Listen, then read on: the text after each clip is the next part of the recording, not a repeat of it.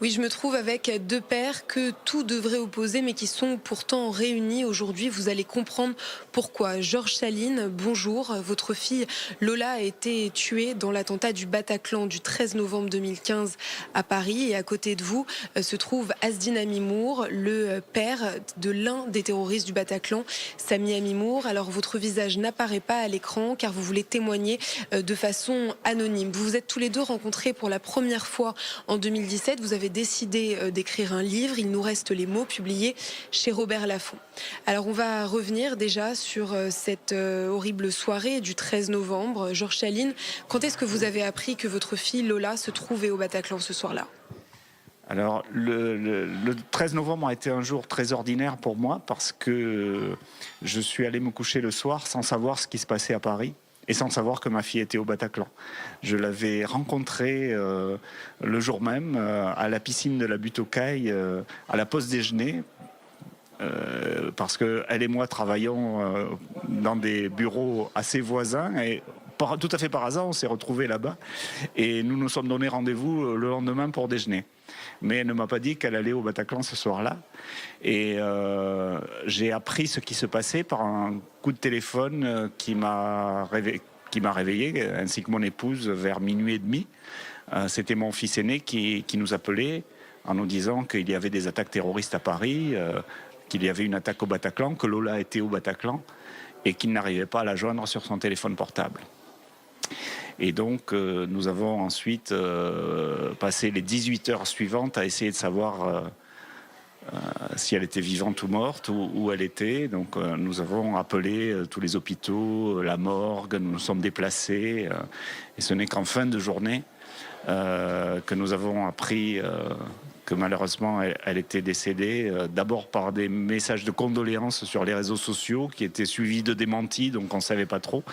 Puis finalement, j'ai réussi vers 18h à avoir quelqu'un à la cellule de crise au Quai d'Orsay. Et ensuite, la police m'a rappelé, puis la morgue m'a rappelé. C'était le chaos ce jour-là. Et en particulier sur le plan de l'information des familles, ça a été très très mal géré. C'est vous, Asdine Amimour, qui avez contacté Georges Chaline le premier. Qu'est-ce que vous vouliez lui dire ?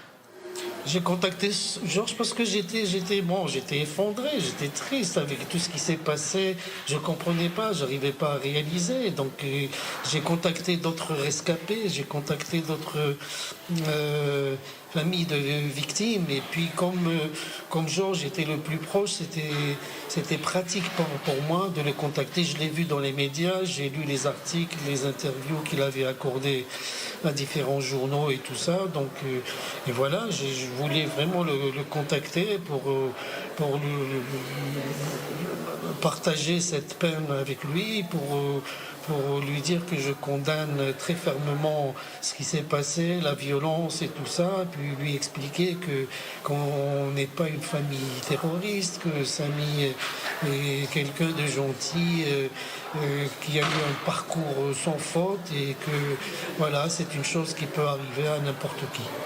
Georges Chaline, vous avez accepté de rencontrer le père d'un des terroristes du Bataclan, là où votre fille a été tuée. Qu'est-ce que vous avez appris de ces échanges ? Nous nous sommes penchés en détail sur le parcours de Sami. C'était un enfant sage, c'était un garçon très obéissant, très respectueux de ses parents, de sa famille, mais qui manifestement avait des insatisfactions, un mal de vivre comme peuvent l'avoir beaucoup d'adolescents. Asdine dit parfois ça peut arriver à n'importe qui. Oui, il y a des graines qui existent chez beaucoup de jeunes.